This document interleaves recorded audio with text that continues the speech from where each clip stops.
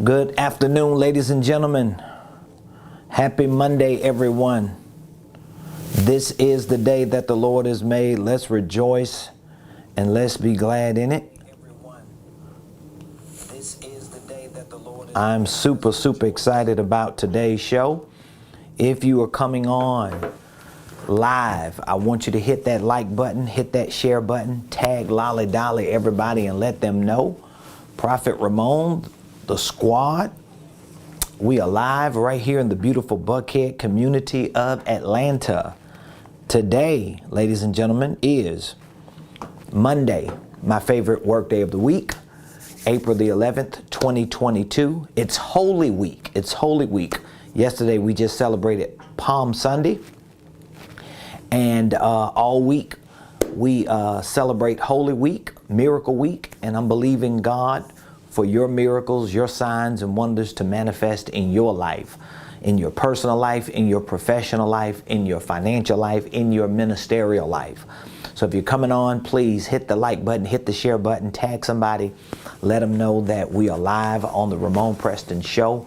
Welcome, welcome, welcome. Happy Monday to all of my amazing community members, family members, friends, those of you that are coming on from far and near.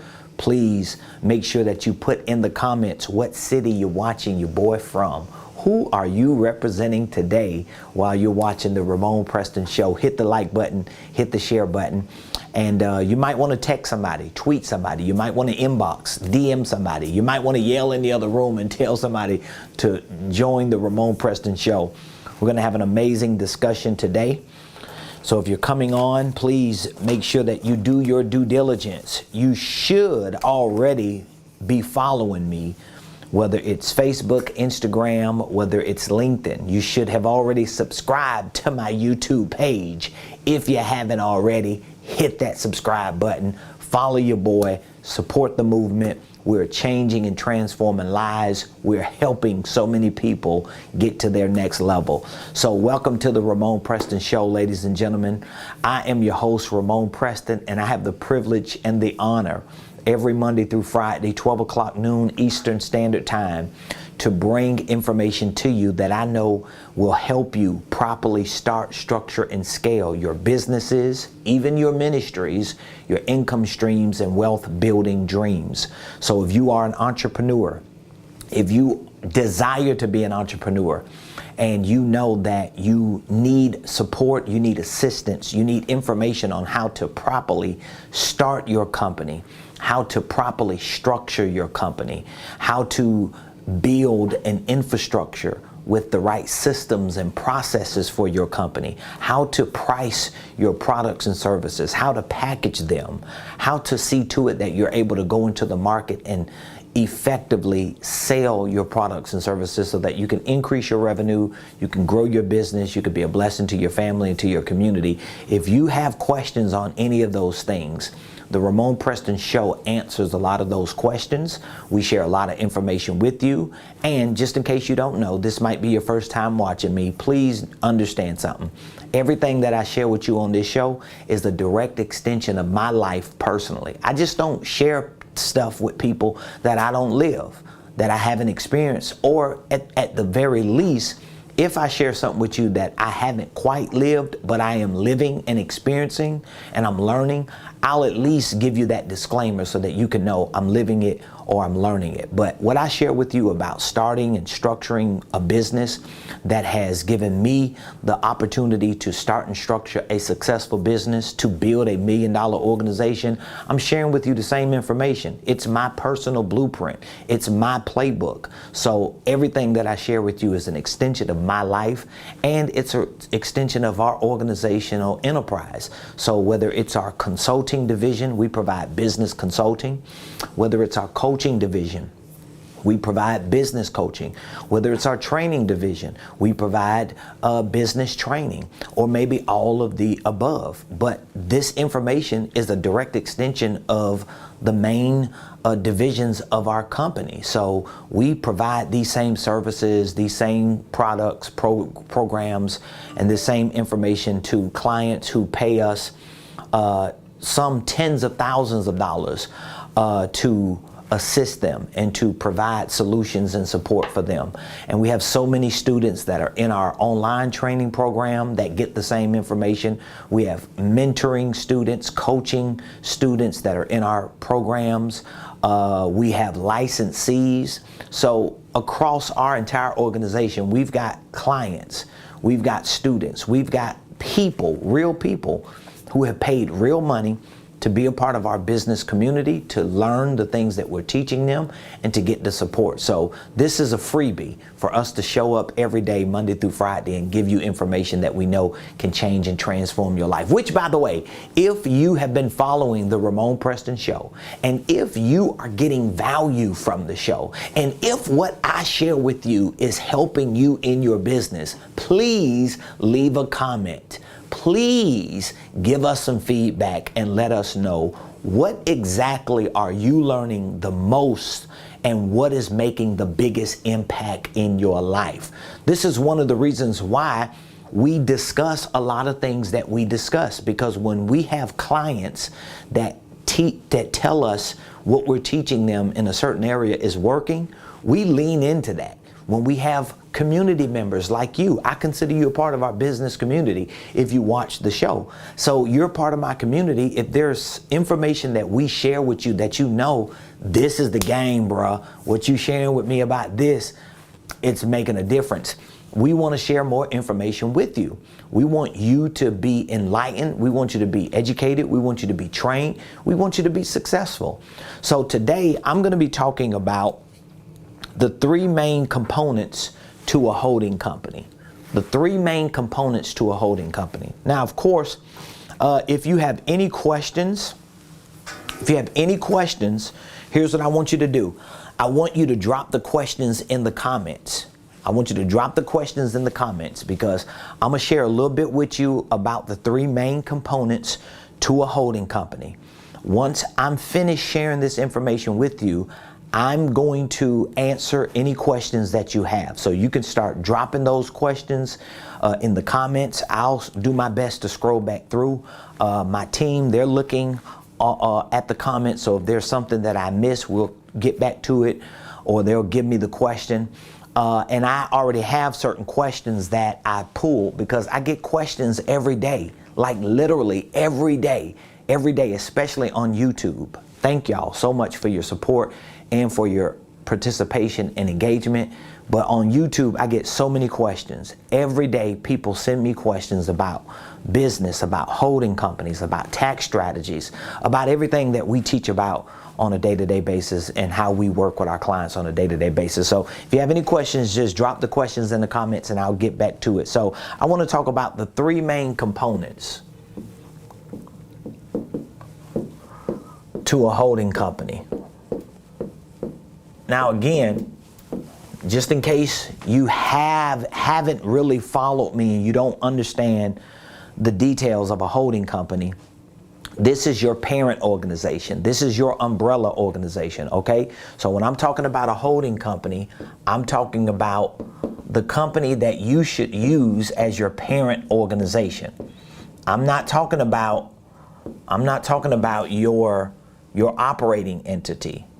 So if you follow me enough, you know my philosophy for business is for you to have a holding company and for you to use that holding company as your parent organization, as your umbrella organization, so that it can own your other operating companies, whether it's products you're selling, whether it's services you're providing, or whether it's both. We want your holding company to be the umbrella. We want it to be the parent organization. We want you to position yourself in the marketplace using the holding company and utilizing the concept behind the holding company by building out your organizational enterprise this way. Because guess what? Even if you don't have a holding company, but let's say you have an operating entity and you get successful, you start making millions of dollars. At some point, you're going to speak to somebody like me, a consultant, a coach, some business expert, and they're going to tell you, hey, here's what we need to do. We need to take this multi-million-dollar company you got, and we need to restructure it. And most likely they're going to restructure it by building you a holding company out and dropping all of your assets and all of your business operations under it, thus giving you what I'm talking about you should have at the onset. Now, it doesn't always work that way, because I know a lot of people who have had to get successful first, then they came back to this. But if you can be educated on this stuff, if you can be enlightened about this, and if you can get trained on this, and if you can do it right the first time, why not? A lot of the entrepreneurs that I work with and that we help get this right for them the first time, it frees them up. It helps them to understand how they can get where they want to go. So they're not just stuck knowing where they want to go, but not knowing how to get there. This kind of frees their brain space up. So anyway, we want to talk about the 3 components to a holding company, okay? There are 3 components. So of course, these components can be used for any business, but more specifically, a holding company. And I want to explain to you why these 3 components are so critical to a holding company. I'm gonna give them to you, and then I'm gonna explain to you some of the science, some of the studies, and some of the significance behind these 3 components. So the first component is structure, and I'll talk about each 3. So if you're taking notes, I want you to write these 3 components down. Number 2 is marketing. And number 3 is sales. Now again, there are more components to your holding company than these 3. There are so many other components that have to be integrated into your holding company in order for you to successfully build it out.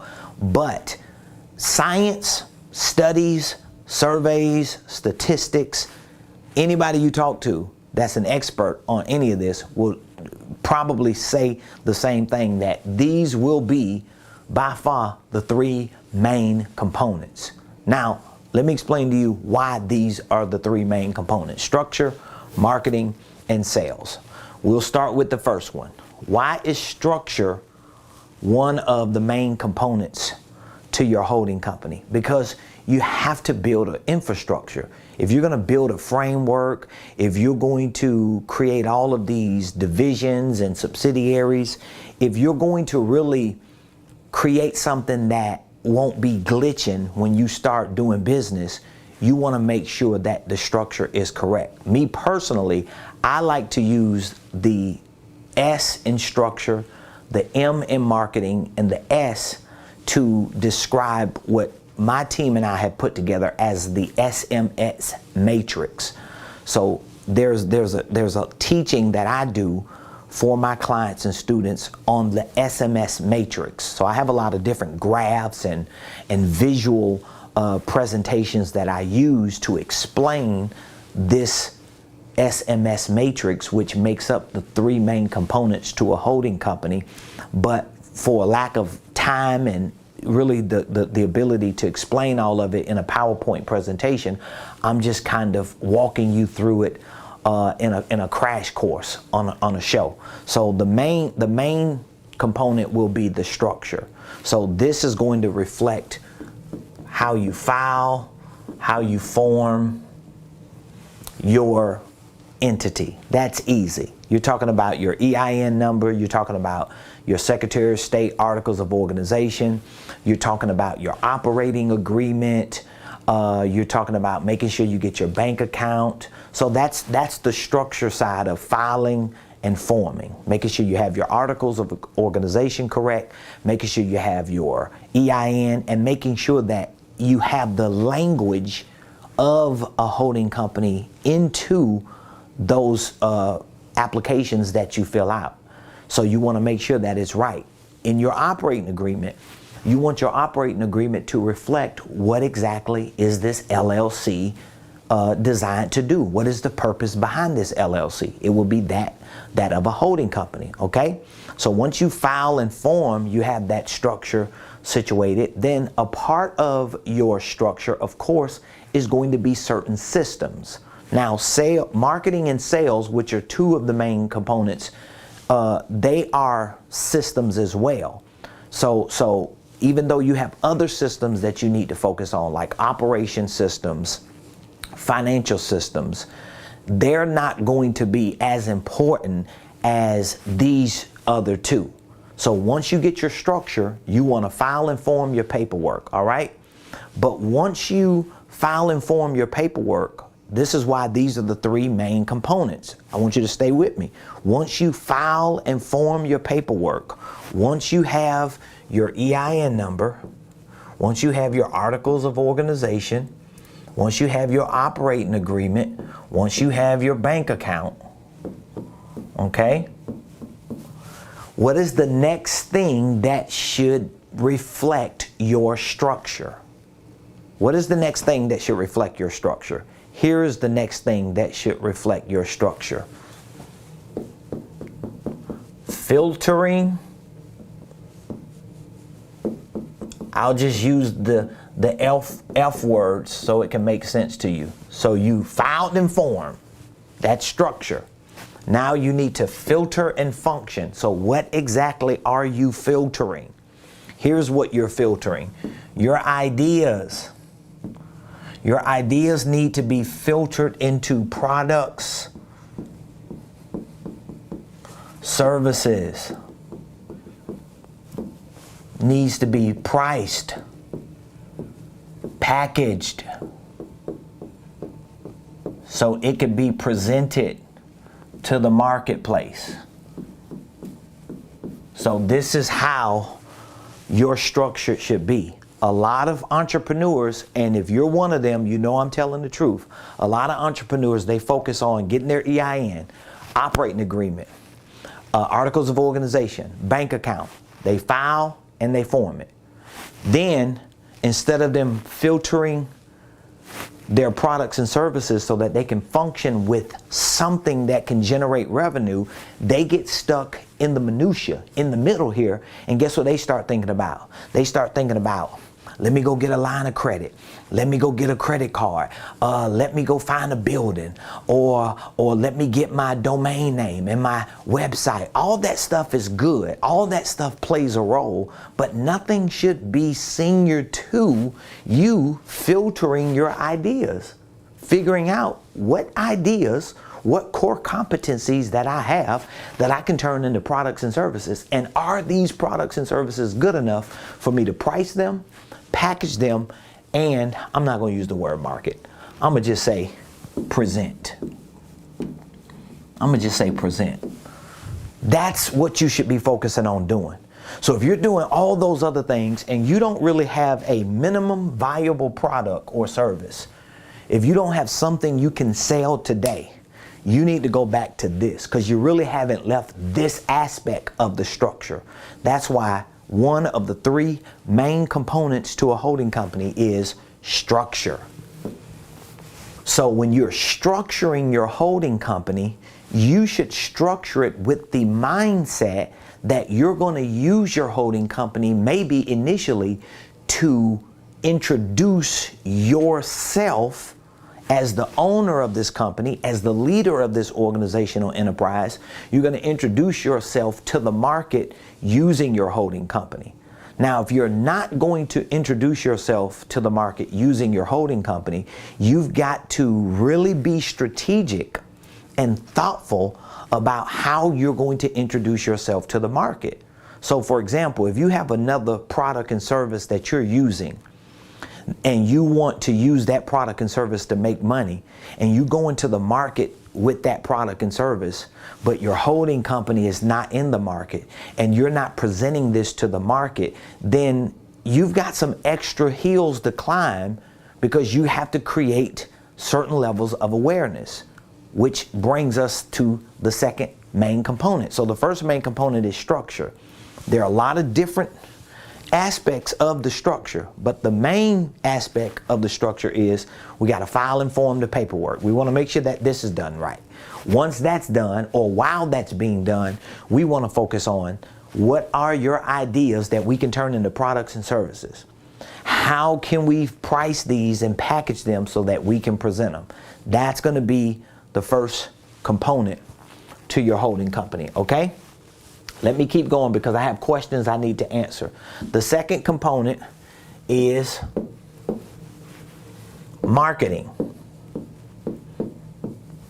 Now, why did I make marketing the second main component? Because if you have products and services that you know are priced right, they're packaged right, and they're good enough to make you money, the next thing you need to do is market yourself. So this is why when I help clients put together their holding companies, and when I walk my mentees through each step of this whole entire business building process, I show them how to use their holding company literally as a sales funnel and as a company pipeline. This is so critical. A lot of business owners miss this critical component because if I have my structure right, so let me give you an example of, I wish I had my diagram to show you, but I don't have my diagram. So let me just kind of paint a picture so you can get an idea of how it is. So my diagram looks similar to this. So this here is like a funnel, right? So you sit at the top. This is going to be your parent organization here. This is the holding company.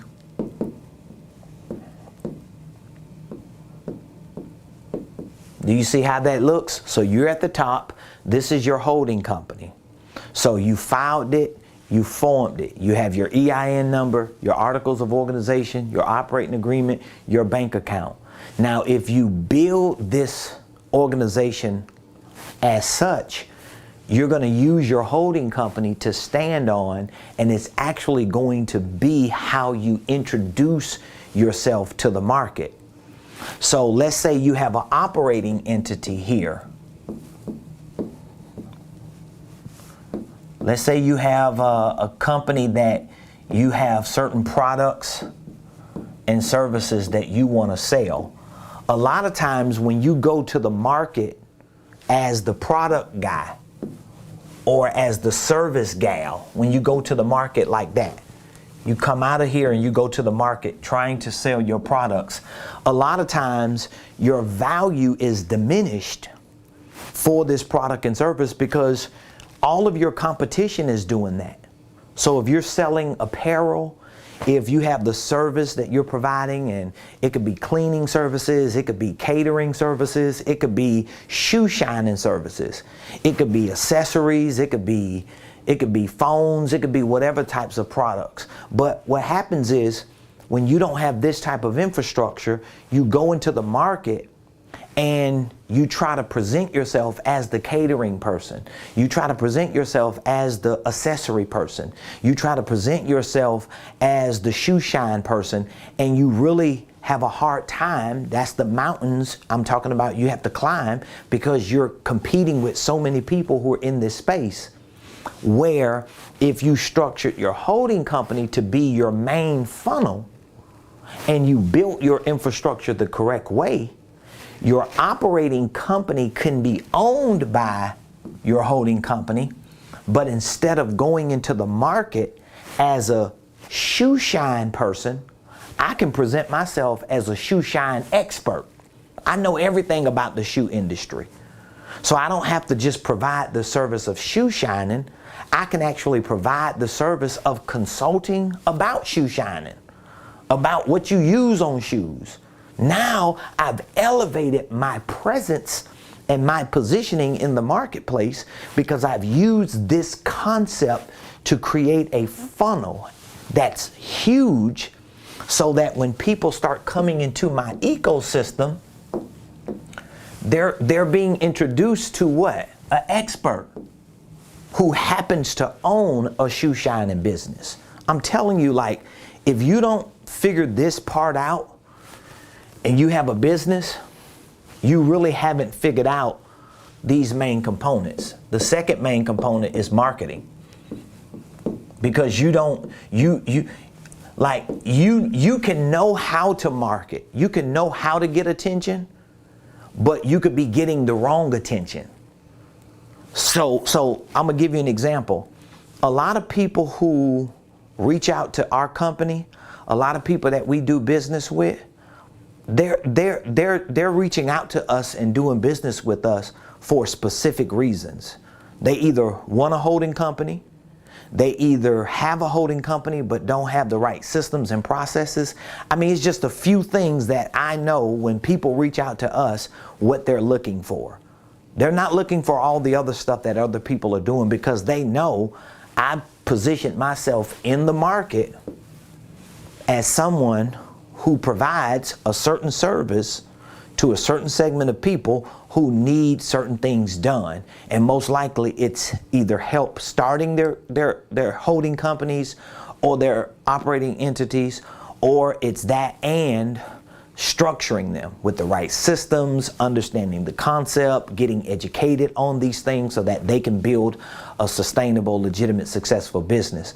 But all that other stuff, I'm not competing with the market and people who are doing those things. As a matter of fact, there are a lot of coaches and consultants that might not even be competing with me, and I ain't even competing with them, because we doing our own thing, and there may be some areas that they specialize in that I don't. But it's not going to change the fact that my marketing has to be one of my main components, because I can't make a sale. So if I have my structure built correctly, and now my marketing is going to be what I use to get the attention. But what am I getting attention for? I'm getting attention for the perfect client who fits the profile to purchase the products and services that I priced, I packaged, and that I'm presenting.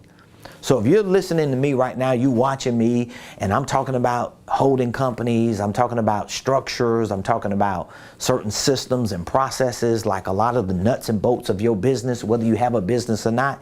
If what I'm saying is resonating with you, even if you don't purchase anything from me, at least you can leave knowing, oh, he's talking about what I'm talking about. He's talking about what I know I need. That's the missing link.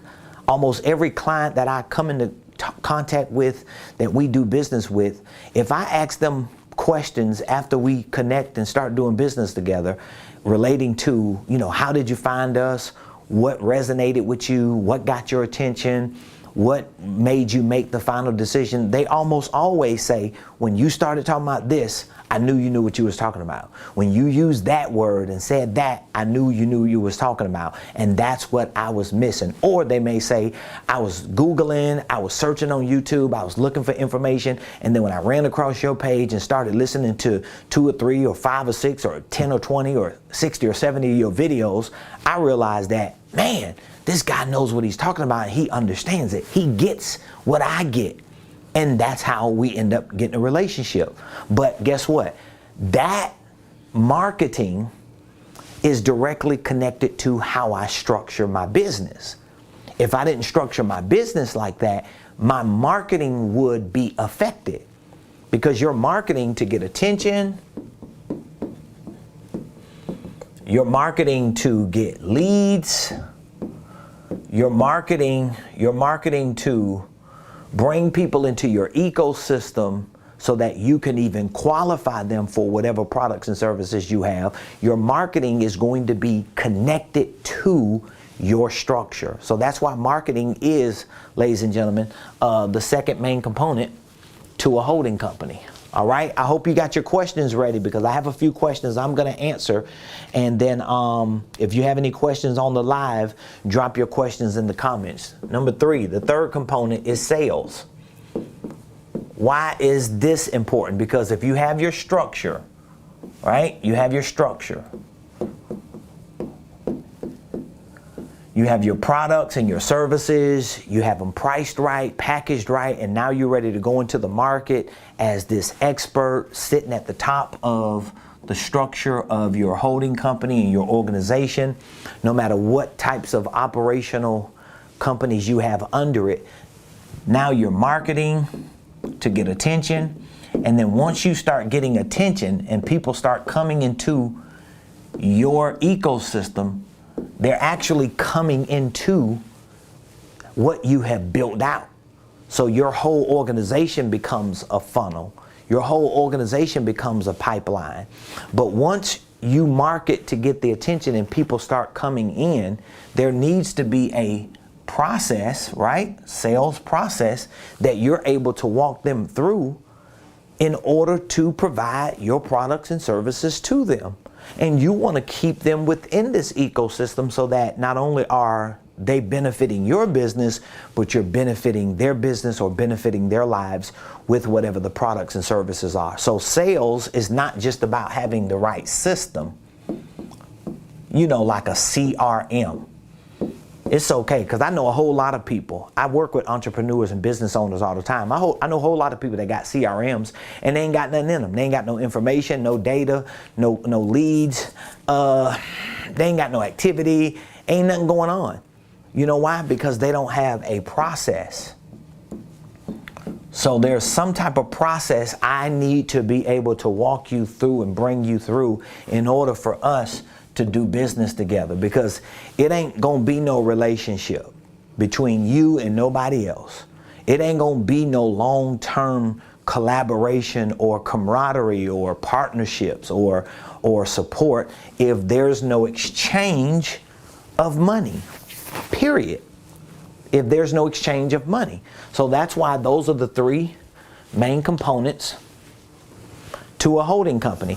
All right, so let's answer some questions. If you have any questions, I want you to drop the questions in the comments. Even though I have a few questions, I'm gonna answer at least on the call, on the live right now, because these are a lot of great questions that I've gotten. And so here's a question, one of the common questions that I get with regard to holding companies. Question number one. What's the best state to register a holding company in? So a lot of people ask me that question. What is the best state to register a holding company in? All right, so I'm gonna give you a clear answer. Most holding companies are registered in the state that they primarily operate in. Okay? So whatever state you're in, you can start your holding company in that state. There's nothing wrong with you starting your holding company in that state. I mean, I know there are a lot of other reasons people have, but again, most holding companies are registered in the state that they primarily operate in. Owners who wish to maximize anonymity, because that's the key word for a lot of people. They always using these big words to explain something so simple. But anonymity is one big reason why a lot of people, and again, there are other legal issues that other states are more favorable with, but owners who wish to maximize anonymity typically elect to register their holding companies in states like Wyoming, Nevada, and Delaware because of the favorable laws that courts use to protect business entities in litigation. So if you were to ask me, what is the best state should I register my holding company in? Well, I'm gonna say you should register in the state that you're in, unless you just have some reason to have or to need or want anonymity. So what does it mean to have anonymity? Well, anonymity is basically you're anonymous. You're anonymous. So let's say I live in Georgia, right? I live in Georgia, so I want anonymity. I don't want nobody to know I'm the owner of that business. I don't want nobody to know that this LLC is owned by me. So I go over here and I start the Wyoming LLC, right? And so now I own the Wyoming LLC, and then I let the Wyoming LLC own the Georgia LLC. So when somebody starts, this is supposed to be like a microscope, when somebody starts looking at who owns that LLC, they're going to find that this LLC is owned by a Wyoming LLC, and you're not really going to be able to find who the owner of the Wyoming LLC is. Now, again, if that's what you want because you are some big time real estate investor, or you just can't be known, you can't be seen, you want to go under the radar, that's cool. But here's what I tell a lot of my clients, because a lot of my clients and students that I talk to about this, they're just going off of what they have listened to some internet guru talk about, like me.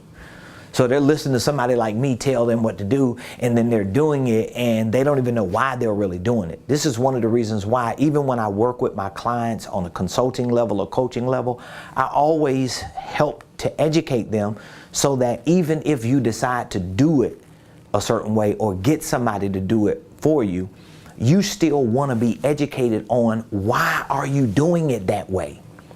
So for example, my Georgia LLC, my holding company, right, is called Ramon Preston Enterprises. Just show you how ridiculous it is. That's why you just can't just listen to people and think, oh, okay, I'm gonna just do it that way because that's the best way. Well, that might not be the best way for you. So my holding company is called Ramon Preston Enterprises. Now, other than, let's say, any protective orders or somebody not being able to find my name, why do I want anonymity when my name is actually the name of the holding company?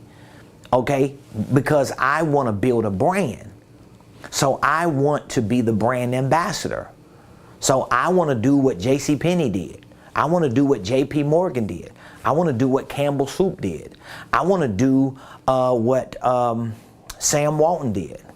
I want to do what a lot of people did with their names, so I don't necessarily need anonymity, even if I want, let's say, certain charging order protections. But if I don't necessarily care about that because I got other angles to take, then it's not going to affect me for having a Georgia LLC, because I want everybody to know my name anyway.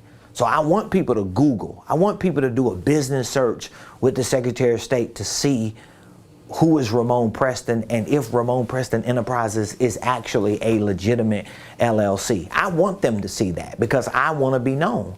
I want to be noticed. I want attention. It's a part of marketing. That's why marketing is the second of the three main components to my holding company, because I want structure, but I also want marketing and I want sales. I don't want to just have some company that ain't doing nothing, that ain't making no money, or that's not owning anything that's doing something or making money. So anonymity for me is out the window, and it should be for some of y'all. I just talked to some startup entrepreneurs, a couple of them, and they were telling me that they have foreign entities in other states, and they was asking me what my thoughts were, and I was like, are you making any money? Nope, I ain't making no money. Do you want to make money? Yes, I want to make a lot of money. Okay, so do you want to build a brand? Do you want to be known? Do you want to be exposed? Yeah, and yeah. Well, guess what? Start your Georgia LLC, structure it as a holding company, use it for what you're doing as a startup, create some research and development with your ideas, have some products and services, price them, package them, introduce them to the market, position yourself at the top of the mountain of this organizational enterprise so that you can show that you know what you're doing and you're talking the right talk. And guess what? When it's time for you to start separating some of those operations into other entities, you do it. In the meantime, you get some insurance, but at least your name is getting known.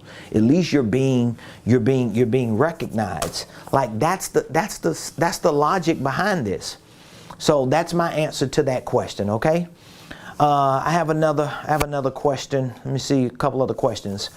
Another question: how do you license intellectual property? How do you license equipment or other assets? Well, of course, the best way would be to have an attorney in your credibility kit. That's one of the things that I talk about and teach on in my entrepreneurship program. I teach about you having a credibility kit. It goes back to education. The best way would be to have an attorney in your credibility kit who can properly draft the correct documents to ensure that you're legally protected and compliant. So for example, I have a licensing program in my company where I license my intellectual property. I license the assets of my digital products and programs to my licensees, who can then be authorized to go into the market and literally sell my products. And they make 90% of the money. So that means if a licensee is a part of my program, my licensee program, they have authorization to go out there and, let's say, my digital product of my Millionaire Blueprint, we sell it on our website for $1,500. Hundreds of training programs teaching you about financial literacy, real estate investing, goal setting, sales, marketing, teaching you about starting and structuring holding companies. We have tutorials in there. Like, that one program alone can make you a millionaire, literally. It did it for me. I know it works. Like, nobody can convince me that it doesn't work. Anyway, because I don't want to go on this rant. Anyway, that $1,500 program or product can be sold by a licensee. They have the authorization to go into the market to sell that program, and they're going to make $1,350 when they make that sale. Okay? But they have a license to do that. So when you have that type of licensing structure, guess what?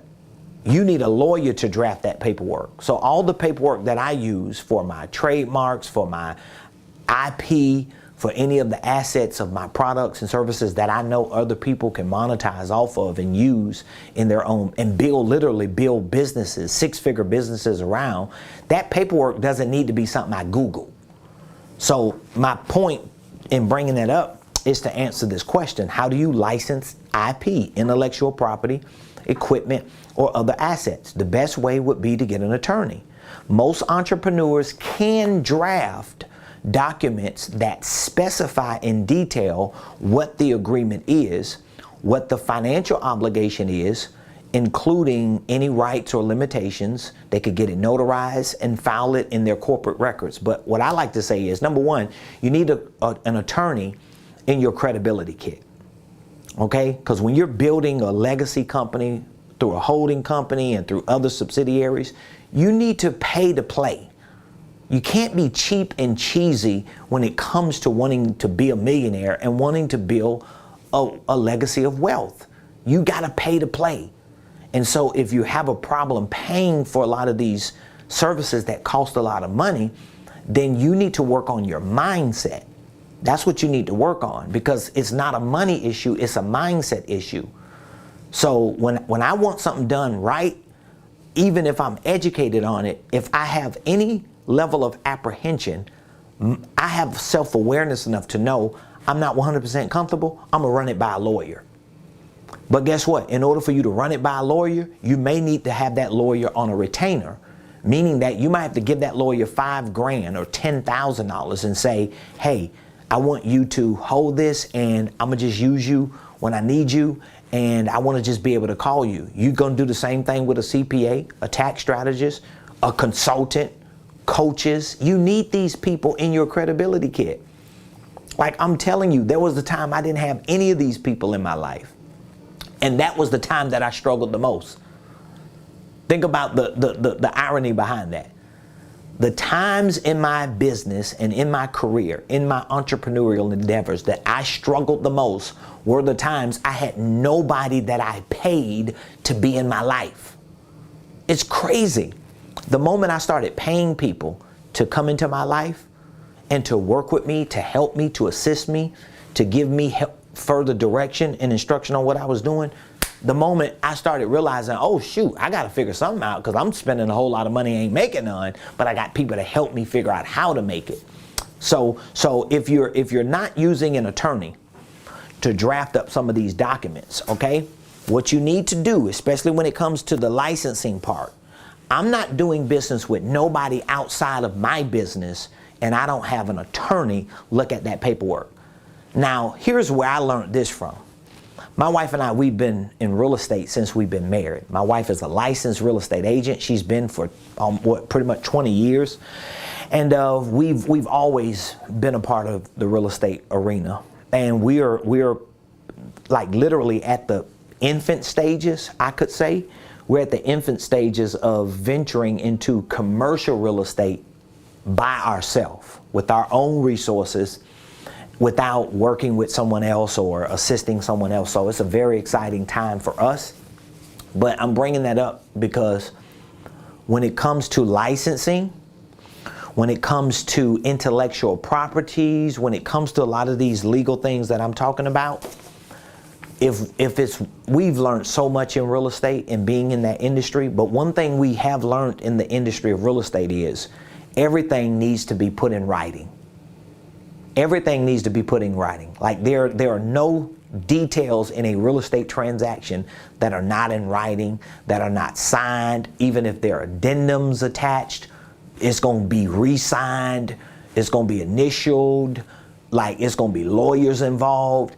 And guess what? We haven't had any legal backlash with any client that we've worked with in real estate. Whether they were investors, whether they were landlords, whether they were tenants, whether they were just consumers buying a home, selling a home, leasing a commercial space, buying a commercial space, selling it, we've never had any issues. You know why? Everything is in writing. Everything is in writing. And anytime we've had agents or other people involved that start tripping and acting a fool, guess what we do? We pull out the paperwork. Well, let's look at page 18. Exhibit 4. Page 18, Exhibit 4 says, sir, ma'am, and it's a done deal.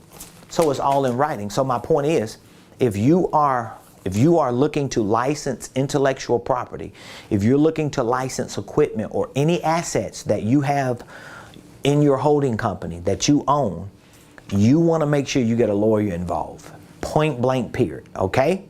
Or you should at least have a lawyer that you can run it by. Because I've had a lot of things that go on in my business. I'll reach out to my attorney, call them, or I will email them, and within 10 or 20 minutes I'll get a response, and they'll say, you know, just give me a call. I'll call them. Okay, what do you got going on? I got this, that, then the other. I'm thinking about this. Don't make no big deal about it. All you have to do is A, B, and C. Don't worry about it. 2 minutes, we're gone. You see what I mean? Or they may say, you know what? If you're going to do that, you need us to draft that. So just send me over what you want drafted. Give me some details. We'll put the rest together. We'll send it back to you in a couple days. That's the way you want to roll, because that's what's going to get you to the next level and keep you in that next level and moving forward. Now, again, if you are licensing intellectual property from one entity that you own to another entity, you may be able to use the language and draft that document up and maybe just get it notarized or whatever. So that means if you have your holding company here, man, I'm giving y'all some good free game today. Let's say you have your holding company here, right? This is your LLC. This is the main holding company, okay? And let's say if your holding company owns intellectual property. Let's say if your holding company owns trademarks. Let's say if your holding company owns certain logos, certain information. Let's say if it owns certain equipment, whatever the holding company owns. But then you have another operating entity down here. This is a LLC that's doing certain business in the marketplace. But you want this LLC to use the intellectual property from your holding company. You want this LLC to use the trademark. Well, you can always draft up that document and spell out that you are allowing this LLC to license, or you're giving them a license or authorization to use it. So that may be something that you could get the lawyer to do one time and just keep rinsing and repeating it, because it's still owned and controlled by you. But when you start getting other outside people with their own LLCs, you don't want to just be drafting up something and you hope the language is right, and then you realize that they done squandered your business, or they have ruined your reputation, or something has compromised what you're building, and you find yourself in a whole mess, okay? All right, let's see if we can answer one more question. See if we can answer one more question. Again, if you have any questions, just drop the question in the comments, or you can always DM me, or just send us a message somewhere, and we'll grab those messages, we'll grab those questions, and we will do our best to answer them. That's one thing I can say. We will definitely answer them. Let's see here. I have so many common questions that people ask about holding companies. I just got to figure out which ones seem to be the best ones for today. Let's see, which one am I going to answer? Let's see here. Okay, this is another good question. What is the best way to invest through a holding company? What is the best way to invest through a holding company? The best and most common way to invest through a holding company is in the form of mergers and acquisitions, as well as in real estate. Both strategies can create exponential growth, but real estate generally provides many more economic and tax advantages. So that was a very common question that I've gotten from a few clients. What is the best way to invest through a holding company? So we're talking about mergers and acquisitions. Let me give an example of what I mean by that. I would say either a merger and acquisition or real estate, which are both to some extent acquisitions. So you have your holding company here, right? Holding company LLC here. And you got a little money in your holding company. And you trying to figure out, where can I invest my money? Well, first of all, there should be some type of operational entity or company that's generating revenue. And if there's no operational entity because you're using your holding company just for the purpose of investing, then you need to find an operation company that has the bones and the skin. It just needs a little nutrients. It needs some vitamins. This is where the M&A is going to come in at, because there may be businesses that you're familiar with that are out there operating, but if you're able to do your due diligence, there may be some opportunities in it. It's very similar to real estate, because in real estate, you're looking for a deal. You're looking for something in this piece of real estate that shows you it can generate revenue, and it can provide cash flow into your holding company. So those would be like the two main ones. Like for me, most of my investing is, I'll just give you mine for example. Like most of the investing that I've done up to this point, I have my holding company, okay? And most of the investing that I've done is in divisions in my company. So I've directly dumped a large portion of my revenue in my divisions. So it could be my consulting division, it could be my coaching division, it could be my training division. Now again, for me, in my company, these are the three main things that we do. We consult, we coach, and we train. So this is going to be business consulting. These are the main areas that we're going to consult. Business, it's going to be real estate, and it's going to be financial. That's all we do really.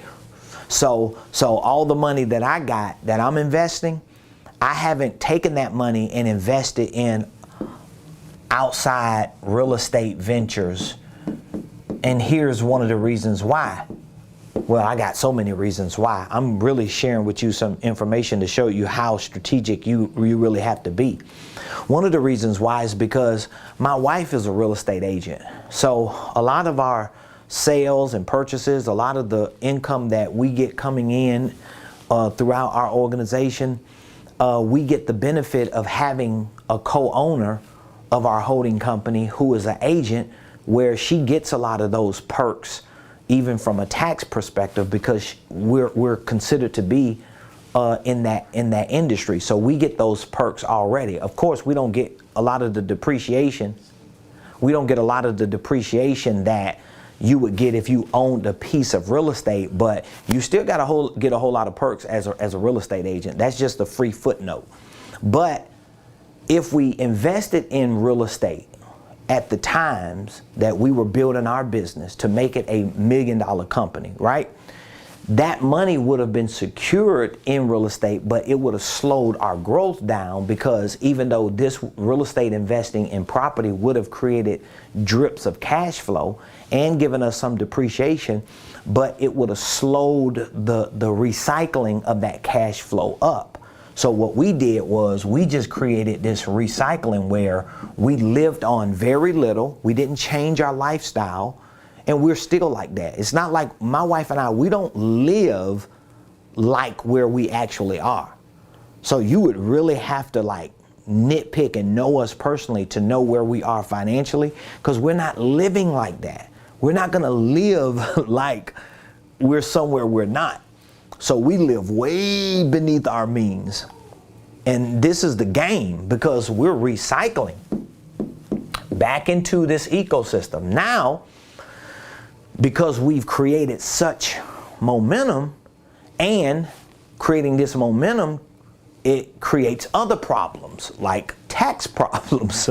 That's another problem you create. So because it creates tax problems, then we started a real estate investment firm, and now we're looking to acquire real estate assets for the depreciation and for the preservation and for the leverage and so many other things. But I'm just showing you, like, the question is, what is the best way to invest through your holding company? Of course, if you can afford to take that cash flow and put it in real estate because you're making new money that's compensating for that, you do that. But you also need to have a strategy to put that money back in your business. So I would always say invest it in you, of course, because ain't nothing moving if you ain't moving.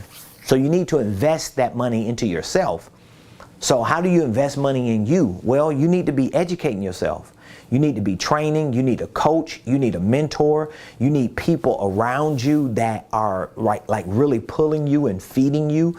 And it's going to cost you money to have all that, period. Then you invest in your business. You invest in your business, because if your business makes $1 and you spending personally $1 because you want to go out to eat, or you want to go buy a Bally belt or some Bally shoes, I mean, come on, your business is going to fail, and you are too, because you've already failed. So you want to invest in you, you want to invest in your business. Of course, if there are other businesses, that you can find that have the potential to lift your business because it flows in sync with what you're doing, then that merger or that acquisition can play an important role. And then at some point, you definitely want to make sure you're tying some of that money to real estate. All right, let's see. I think we have another question on one of our platforms that I want to go ahead and answer before we go. Let's see here. Must you have a registered DBA to start a division of your umbrella company? Nope. The question is, must you have a registered DBA to start a division of your umbrella company? At least to my knowledge, you don't. I mean, I've talked to attorneys and tax strategists, unless they're just goofy and they don't know what they're talking about. No, it's a department. So it's a department in your business. It's just a department. So you're not like when you walk into Kroger or when you walk into Publix and you go to the meat department, does Publix have to register the meat department as a division? Does Publix have to say, oh, we're Publix doing business as the meat department? Or when you go into Walmart, we're Walmart doing business as the potato chip aisle. These are just departments or auxiliaries. So depending on the volatility of it now, so I can't really speak to what type of DBA you're referring to, but traditionally when we think of DBA, we're just thinking about registering paperwork with the state or with the city or whatever. So I don't know what your state and local laws are. I can't speak to the legal side of that. All I'm saying is if there's something that I'm doing in my business that can generate income and I tie that into my company as a department, it doesn't necessarily mean that I have to go and refile new paperwork or something just because it's something else that I'm doing. It's a new product, a new program, a new idea, or I'm doing research and development on it. So again, don't quote me on it. It would definitely be better to talk to an attorney or somebody who knows that stuff. I don't know that. I'm just like you. When I have questions like that, I'm gonna call a lawyer and be like, hey, I got this great idea. Okay, what's the idea, Mr. Preston? The idea is A, B, and C. Mr. Preston, you can't do that. Or you can do that, but here's how you do it. You have to register that, or you don't have to register that. So to my knowledge, some of the things that I'm talking about that I do, they don't have to be registered like that, okay? Is it a good strategy to place affiliate marketing as a division? Yeah, I think it would be a great idea to place affiliate marketing as a division. And here's one of the reasons why. I do this to everybody that I talk to. When I talk affiliate marketing, it's not network marketing, but I just want to use that as an example. Okay, so when I have a network marketer, that I'm consulting as a client, this network marketer has their IBO, their independent business owner, or whatever they call themselves, right? But most of the time, they are 1099. So affiliate marketing is similar to that. Affiliate marketing is similar. It's not the same, but it is similar, maybe from a 1099 perspective, okay? And if I'm not correct, you could quote me on it, but I think I'm almost right. A network marketer, like an affiliate marketer, could be on a 1099. So that means if you're generating leads and conversions and sales, you're going to get a drip. You're going to get a commission from whatever sales you push to that item. It could be drop shipping or something like that, and you're just getting your little links and you're making your little money every time somebody buys something, okay? Well, your 1099 as a marketer, network marketer, or affiliate marketer in most cases, your 1099 is associated to your social security number. Right? So what I like to do is I like to bring the network marketer over here and put them not under the umbrella of their top line, because they're in somebody's down line. I don't want to put them under the banner of somebody else's business, even though I understand it from a relationship perspective. But when it comes to the business, I want to move them just from a direct sales agent or a sales manager with another job. I want to move them from that, and I want to transition them to be a real business owner, and they have their LLC. They can build their business, they can build their brand, and they can be the brand ambassador of their company, and one of their divisions is these products and services or these affiliations. So they can have one affiliation, they can have 100 affiliations, but they're just all divisions because they can be consistent with this. Because this can get convoluted, especially if you get bored and you're tired of doing it, or you're not making no money, or the network marketing company changes their philosophy and their views and their products and services, and you like, man, I'm lost, because you don't have no personal identity as a business owner. We want to move you from just an agent or manager into a brand ambassador. So yes, I would definitely make that a division. So ladies and gentlemen, that concludes our show for today. If you enjoyed what you heard, if you know we're bringing value to you, number one, subscribe to my YouTube, follow me on LinkedIn, Instagram, and Facebook, everywhere at Ramon Preston, okay? That's what I need you to do first. And then I want you to consider joining our mentorship program. If you could use 1 year being mentored by me, being educated, being trained, being coached, being consulted, and being a part of an exclusive community to receive weekly coaching calls, one-on-one coaching sessions, free access to our online training program for business and finance, as well as getting access to our quarterly workshops, our masterminds, and all of the events that we host for our mentorship members, I want you to really consider joining and being a part of our Millionaire Mentorship Program. We have a 1-year accelerated business coaching and consulting program. So if you're interested in it, all you have to do is text the word millionaire. I always give you this offer because, you know, sometimes I offer things and then before you know it, the program no longer exists and I move on to something different, and a lot of people come back around and say, wow, what happened to this program when you were offering such amazing services? The program is gone. You know, we moved on from it. But you can text millionaire to 404-478-7213. It would be best for you to text millionaire to this number so we can call you back. We'll take, either way, whether you purchase a product, a program or not, we'll take about 10 to 15 minutes and provide for you a complimentary consultation. And during that consultation, we're just going to ask you a few questions. We will assess your personal, your professional, and your financial goals. And we will show you how we can assist you in reaching those goals and direct you to what programs we have that best fit your criteria.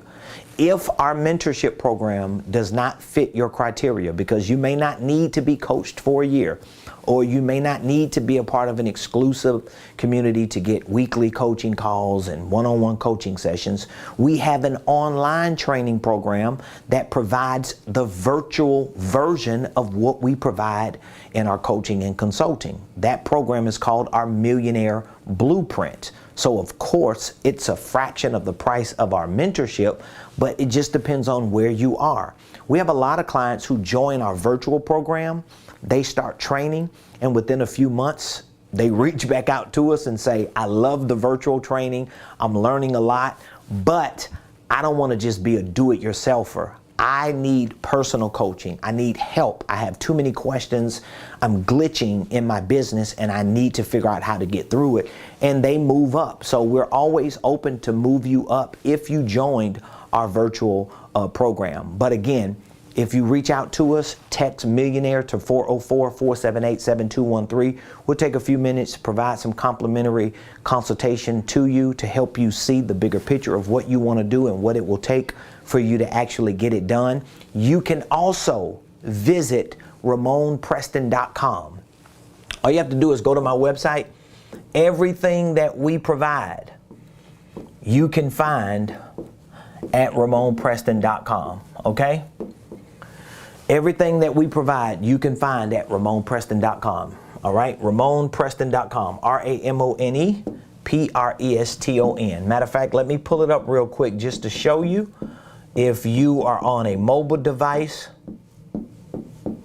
or if you're on a laptop or a computer, whatever type of device you're using, all you have to do is go to RamonPreston.com, and if we can get it to pull up. You know what? I think yesterday I was having some issues with the internet as well. So this is how it will look, our main website from a mobile device. But if you click the menu here, you'll see we have a link to our coaching program.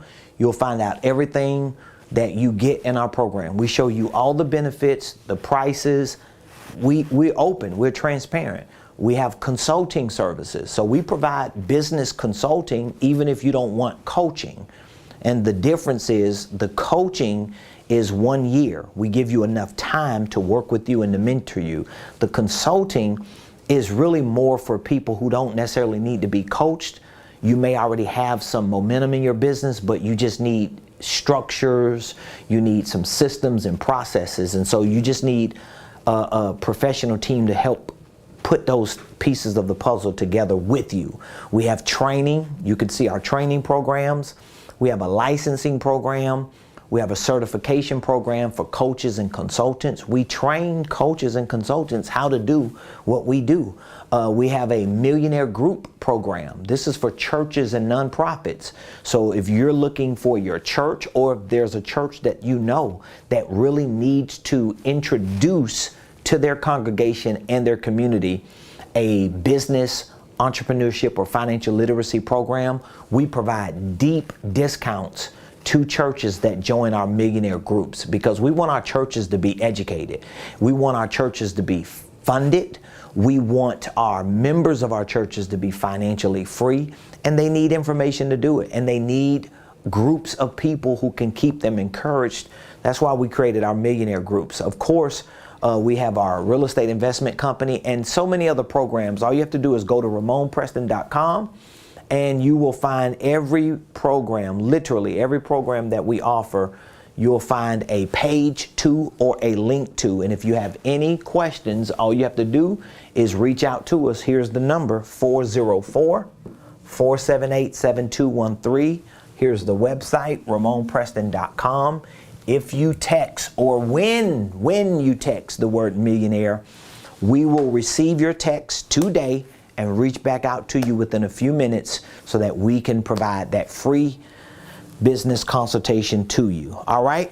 I appreciate all of you. Here's the last question. By the way, thank all of you for your questions. How do we keep track and organize cash flow within the different divisions in a holding company? Oh my God, I got to get off this is going to be a long answer, but I'll give you a little bit of it here. How do we keep track and organize cash flow within different divisions in a holding company? That's actually something you have to configure within QuickBooks. So if you have a QuickBooks account, that's what the question is. Raymond is asking me, how do we keep track and organize cash flow within the different divisions of a holding company? So you're definitely going to need a QuickBooks account. I love QuickBooks, so I'm an ambassador for QuickBooks. So if you would like a discount on your QuickBooks subscription, just reach out to us and we'll send you a link. We could get you up to 55% off, at least for the first 90 days of your subscription. But QuickBooks, you're going to need it. And you're going to need the version of QuickBooks that gives you access to what they call classes. Your classes are actually going to be your divisions. So when you build your QuickBooks out, or when you configure your QuickBooks, you're going to have classes. So you're going to have classes. It's going to be division number 1, division number 2, division, let's just say, for example, division 3. You may have subsidiary 1, subsidiary 2, and subsidiary 3. And then you may just have your general, your general ledger of just basic business operations. So your classes, every time there's income coming into your QuickBooks, every time there's an expense that goes out of your QuickBooks, it's going to show up on your transaction board, right? It's going to show up on your transaction board. When it shows up on your transaction board and you click on that transaction, it's going to give you the option to choose what category was that income and what class was that income. When there's an expense that shows up on your transaction board, it's going to give you the option to show what category that expense was and what class.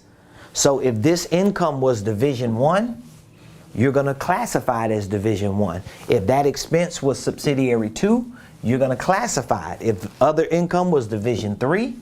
So when you go back to your QuickBooks reports, when you go to your reports on QuickBooks, you're going to be able to pull up the report for said classes, which internally is a division or subsidiary, and it will show income, it will show expenses, it will literally give you a whole balance sheet for that class. And that's how you'll track it every day, every week, every month, every quarter, and every year. Which, by the way, on Saturday, April the 23rd, I'm going to be hosting right here in Buckhead, in person and virtual. I'm going to be hosting a VIP financial mastermind and workshop. So I'm hosting a workshop Saturday, April 23rd, right here in Buckhead at the Marriott Buckhead Conference Center. So if you would like to participate in it, we have tickets on our website, RamonPreston.com/event. You could go to, and you can actually text VIP and you may qualify. I don't even know if we have any more seats remaining, but we were offering seats to qualified people for free, for a free VIP pass. So if you would like to, you could just text VIP to 444-478-7213. I can't guarantee you that you're going to get a free VIP ticket, because I think we may have given them all away, because we have our mentorship members coming, our coaching members, we have some of our blueprint students that are coming, we have incubator students, licensees. We have a lot of people that are planning on coming to this live event, in person and virtual. So we gave them some free VIP tickets to invite their teams and the families that support them in their businesses. So you can always text VIP to 404-478-7213, or you could just go to RamonPreston.com. But during this financial mastermind and workshop, especially when we get to the workshop portion, we're going to be talking a lot about how to configure your QuickBooks to make it work for you efficiently, so it can almost feel automated. Okay, I manage a lot of QuickBooks accounts. I oversee a lot of them. I have a lot of things going on, and you know, I know it can be very intimidating, very complex, but you got to figure it out. And so I make it real simple for a lot of people to understand it, especially when you're a startup and you're a solopreneur. You really gotta learn it and build a muscle for it. So I walk you through some of the steps, and we really take time, especially people who are in person, because they take their computers out, they sign in, they log in, they create an account, and we show them some of the basic configurations, and we give you a handout. We give you something you could take home with each step on what you need to do while you're configuring it to make it work. So appreciate all of you. Thank all of you so much for being a part of the show today on this beautiful Monday. Again, if you have any questions, drop your questions in the comments. My team and I, we will go back. We will pull those questions, and every day after our main lesson segment, we'll take a few minutes to answer at least 3 or 4 of those questions and any of your live questions. So feel free to reach out to us. There's the number, 404-478-7213. Call it, text VIP if you want to try to get one of those tickets, or text Millionaire so we can give you a free business consultation. We're helping a lot of people over here. We're making millionaires. That's my goal. My goal is to create some millionaires. I'm making millionaires over here. That's all I'm thinking about doing. And I'm doing it. So appreciate all of you. Love you. Have an amazing day. I'll see you tomorrow right here. Same place, same time on the Ramon Preston